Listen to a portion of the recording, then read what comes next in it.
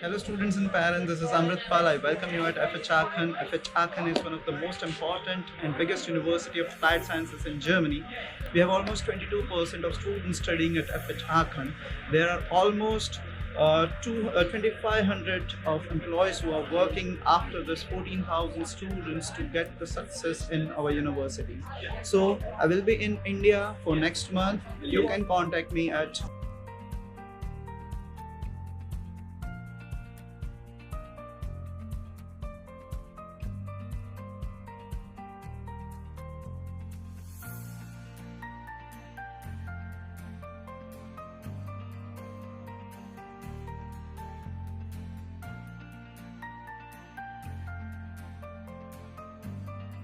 The FH Aachen students will have the possibility to use the accommodations. They need to register.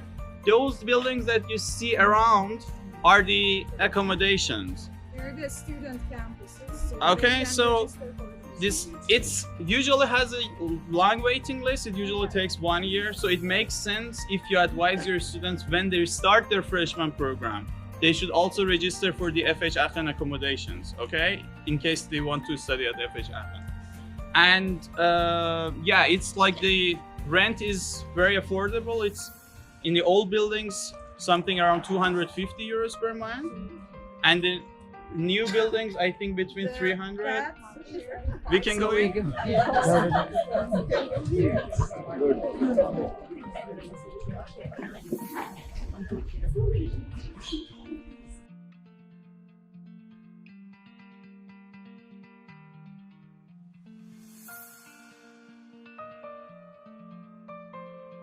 Okay, so as you know, the FH Aachen students will have internships, around 12 weeks of internships. So during the freshman year, they actually have the chance to experience different areas of engineering. Okay, so mechanical engineering, physical engineering, they will have 3D drawing and so on, okay? So we are going to visit the mechanical engineering lab. It depends on each group. Now the program is a bit more smart, so if someone wants to study mechanical engineering, most of these 12 weeks they were here. And if they want to study electrical, most of the weeks they will be in electrical lab, which you will visit after this one, okay? So please.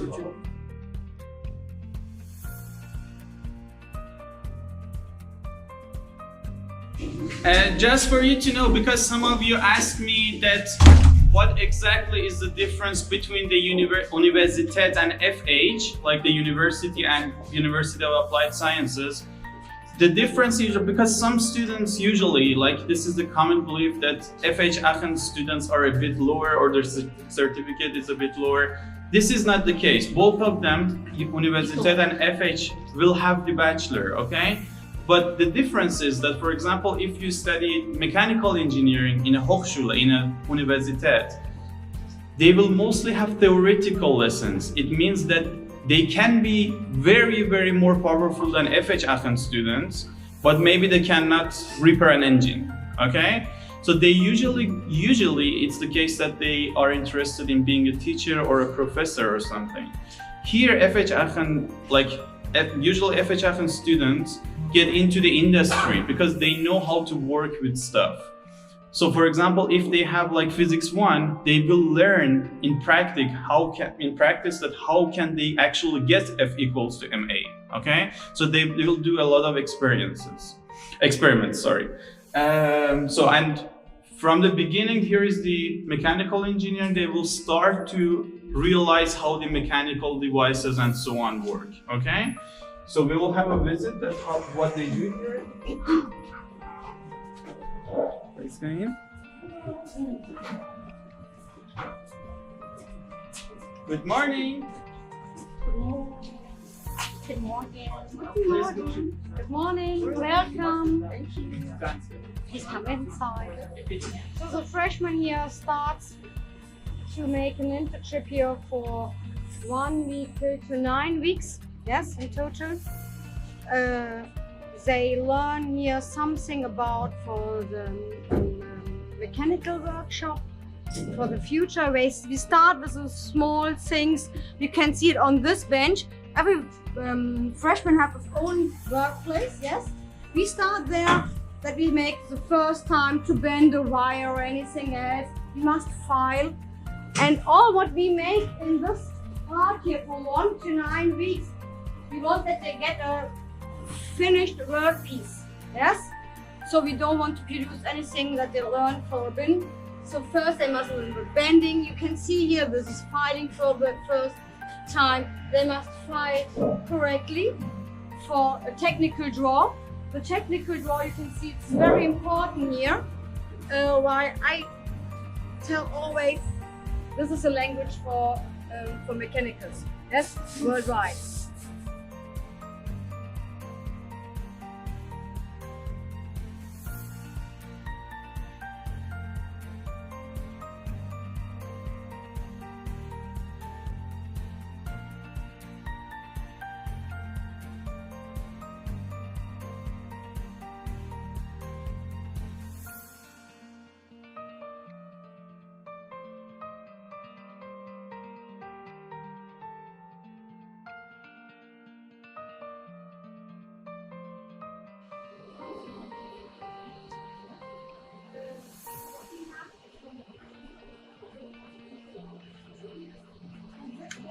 So you can see the students are doing their practical work here at the labs of Aachen.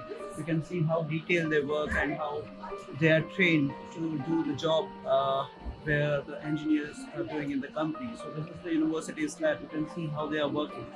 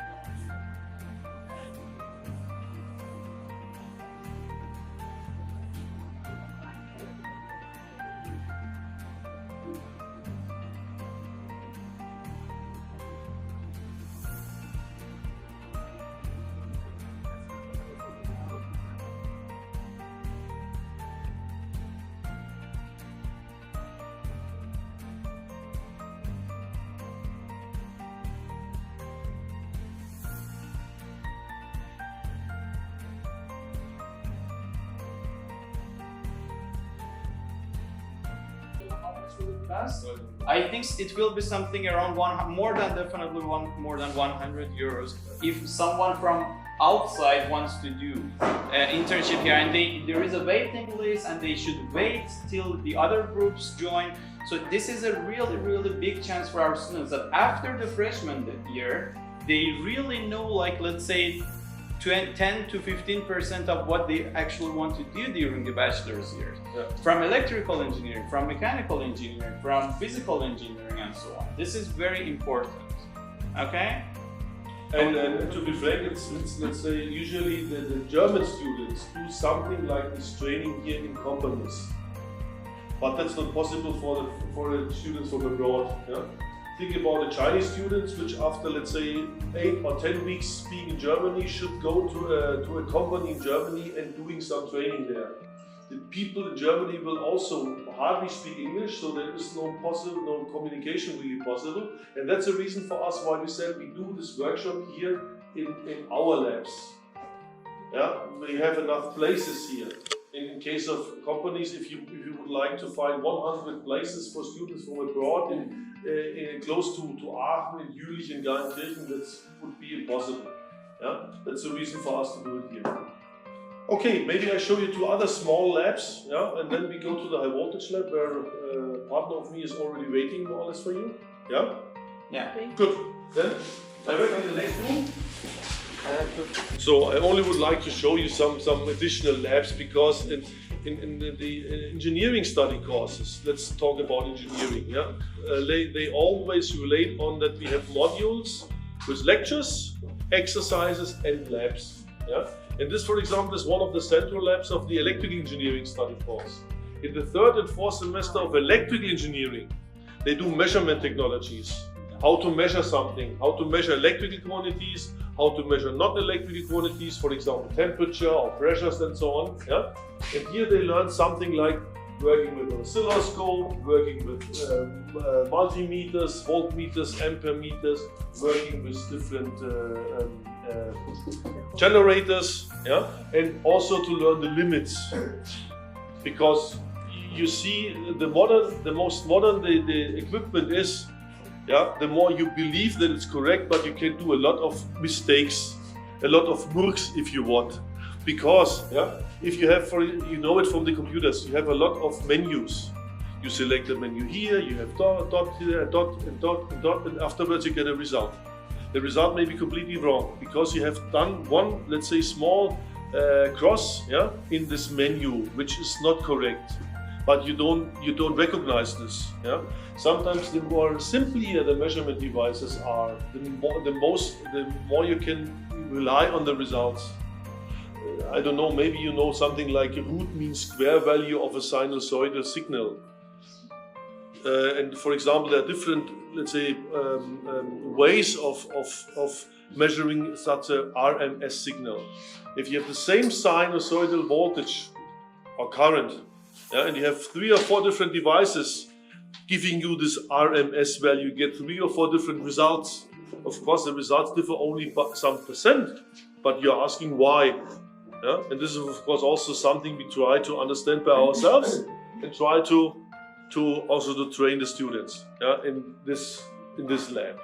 Usually, it's crowded more or less all the week because you have so much students that he is. Yeah, let's say 20 or 30 hours per week a lab course.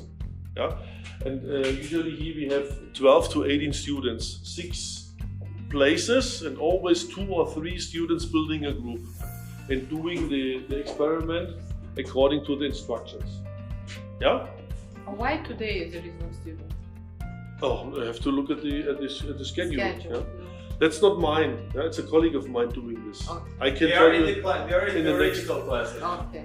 Yeah, usually in the morning there are smaller classes, that means lectures and exercise. In the afternoon, very often we have the labs. Just for you to know, again, going back to the point, the difference between Universität and Fachhochschule, University and University of Applied Sciences.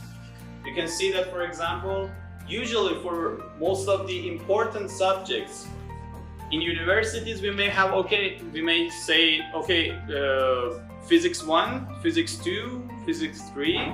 Here they have Physics 1 Übung. Übung means exercise. And Physics 1 Practicum.